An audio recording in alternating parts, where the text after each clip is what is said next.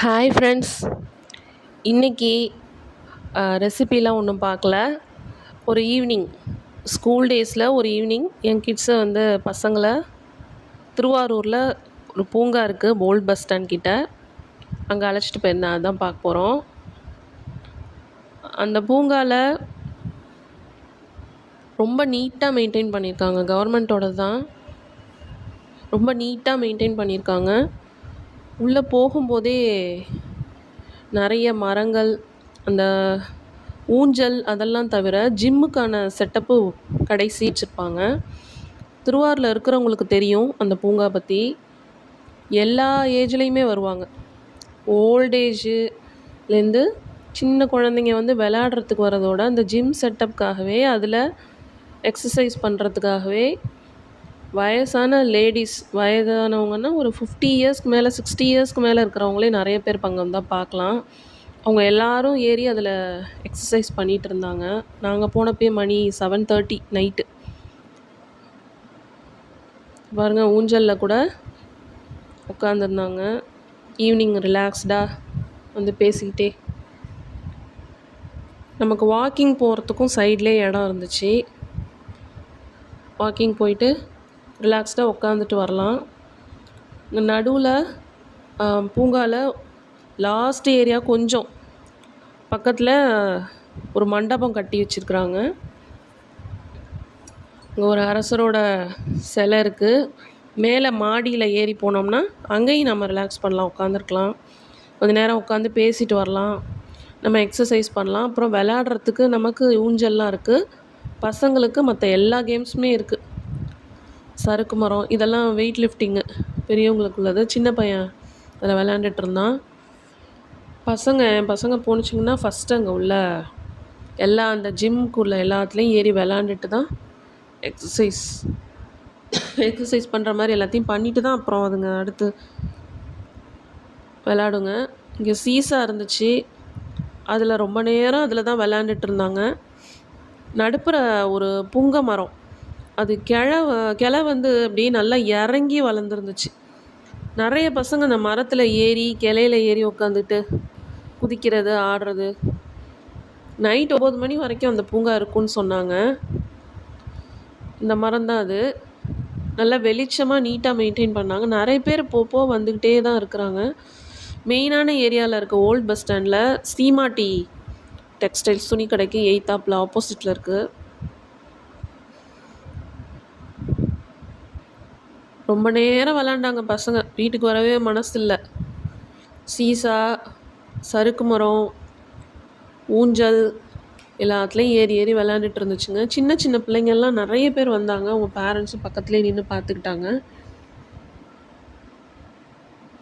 இங்கே திருவாரூரில் time pass அப்படின்னா பெரிய கோயில் தான். அடுத்து இந்த மாதிரி ஒரு சில ஏரியாவில் இருக்கிற பூங்கா, அம்மா பூங்கான்னு சொல்லி ஒரு இடத்துல மெயின்டைன் பண்ணுவாங்க. அது நல்லாயிருக்கும். இப்போ நாங்கள் இருக்கிற ஏரியாவில் இல்லை. இது பஸ் ஸ்டாண்ட் தான் போகிறோம் நாங்கள். இது இன்னொரு சறுக்கு மரம். அந்த சைடு உள்ளது, இந்த சைடு ஒன்று. இந்த பசங்க சறுக்கு மரத்தில் ஏறி சறுக்க மாட்டேங்குதுங்க. ஆப்போசிட்டில் தான் போய் நிற்கிதுங்க. எல்லா பசங்களும் அப்படி தான் இருக்குங்க. ரொம்ப நேரம் ஊஞ்சல் ஆடிட்டு இங்கே எங்கேயோ ஓடி நல்லா விளாண்டானுங்க பசங்க. வீட்டுக்குள்ளேயே உட்காந்து தினைக்கும் ஹோம்ஒர்க், ஸ்கூலு, திரும்பி வந்தால் ஹோம்ஒர்க், ஸ்நாக்ஸு, தூங்குறது, இப்படியே போகுது. ஒரு நாள் வெளில போகணுன்னு பசங்க கேட்டதுனால அழைச்சிட்டு போனேன்.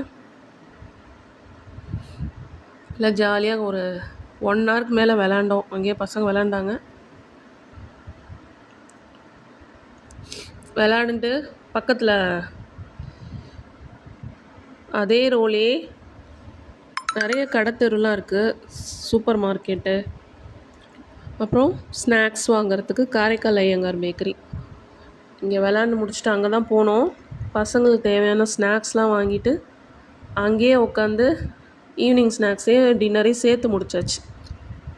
4 ஆளுக்கு ஒன்று ஒன்று ஆர்டர் பண்ணாங்க. இது வெஜ்ஜு நக்கெட்ஸ், பொட்டேட்டோவும்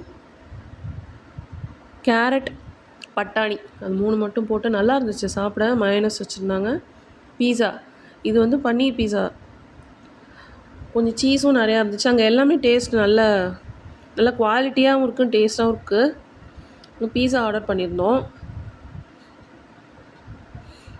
அதுக்கு சாஸ் கொடுத்தாங்க. சீஸும் நல்லா நிறைய போட்டிருந்தாங்க. நமக்கு சாப்பிடவும் சாஃப்டாக இருந்துச்சு. டேஸ்ட்டும் நல்லா இருந்தது. அப்புறம் மோமோஸ், வெஜ் மோமோஸ். மோமோஸ்குள்ளார பட்டாணி தான் வச்சுருந்தாங்க மெயினாக. அதோட மயோனஸும் சேர்த்து வச்சுருந்தாங்க. அதை தொட்டுக்கிறதுக்கு ஒரு மிளகா துவையல் மாதிரி ஒரு சட்னி கொடுத்துருந்தாங்க. அது உப்பே இல்லை. ஆனால் அதுதான் அதுக்கு தொட்டுக்கிறதுக்கு கொடுத்தாங்க. எனக்கு அது சைட் டிஷ்ஷாக கொடுத்தாங்க. அது வித்தியாசமாக இருந்துச்சு. பட் மோமோஸ் ரொம்ப நல்லா இருந்தது, சாஃப்டாக.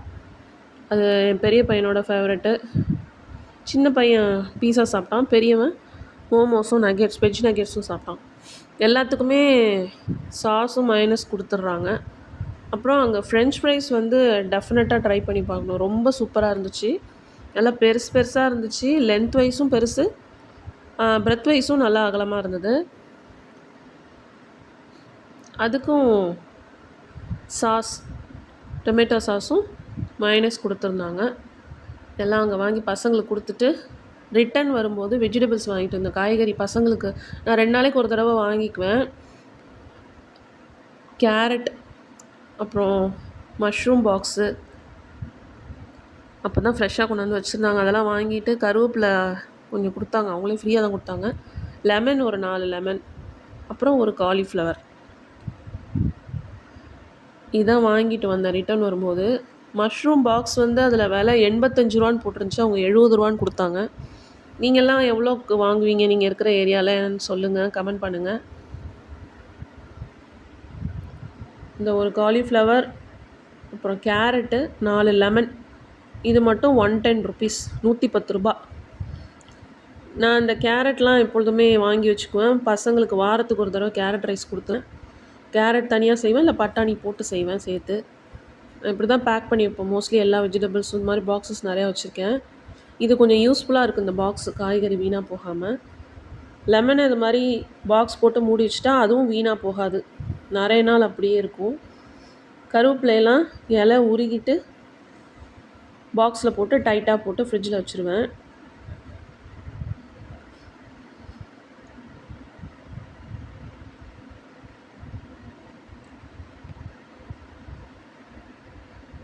இப்படி தான் மோஸ்ட்லி எல்லா காயுமே ஸ்டோர் பண்ணி வைப்பேன். எந்த காய் வாங்கினாலும், வெஜிடபிள்ஸ் வாங்கினாலும் அதை கருவேப்பிலை, கொத்தமல்லி, புதினாலாம் அப்போயே கிளியர் பண்ணி தனித்தனியாக பிச்சு எடுத்து பாக்ஸில் வச்சு ஸ்டோர் பண்ணிடுவேன். எடுத்து யூஸ் பண்ண ஈஸியாக இருக்கும். மற்ற வெஜிடபிள்ஸ்லாம் இந்த மாதிரி ஏர்டைட் பாக்ஸில் கேரட் வச்ச மாதிரி அந்த பாக்ஸ் வச்சுருக்கேன் நிறையா, அதில் ஸ்டோர் பண்ணிக்குவேன். மறக்காமல் சேனலை சப்ஸ்கிரைப் பண்ணுங்கள், கமெண்ட் பண்ணுங்கள், ஷேர் பண்ணுங்கள், லைக் பண்ணுங்கள். தேங்க்யூ.